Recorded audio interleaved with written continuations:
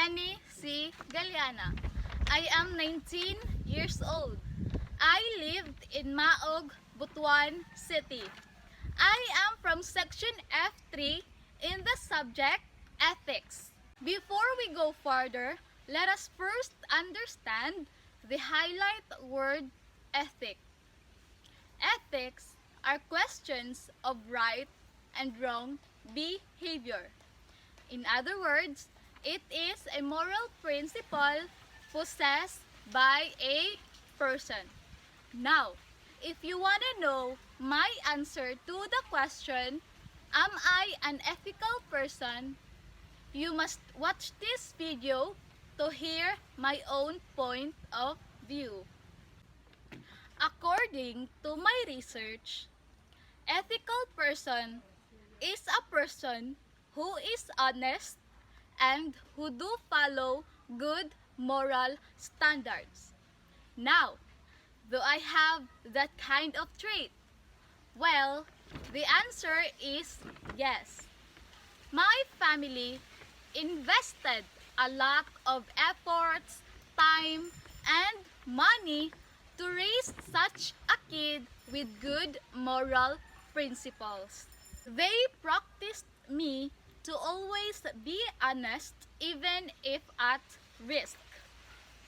I learned to live a life of an honest person to the point that I am willing to accept any sacrifices just only to be honest. What are the characteristics or behavior that you might consider yourself as an ethical person? Number one is respect. In these modern times, I have barely seen individuals who shows respect to elders because the disciplinary actions that is being practiced today is far different to the disciplinary actions that is being taught for the past years or decades. However, in my family, old teachings and traditions still exist and we still give value into it. That is why wherever I go, wherever I am with, respect is always with me. I am beyond grateful that my parents introduces and teaches me the word respect. The world is too short and small to live a wicked things. My family taught me to always give and show respect regardless of sex, status, culture, traditions, etc. because we all deserve to be respected of. Getting right to your responsibility is one of the traits in showing an ethical person.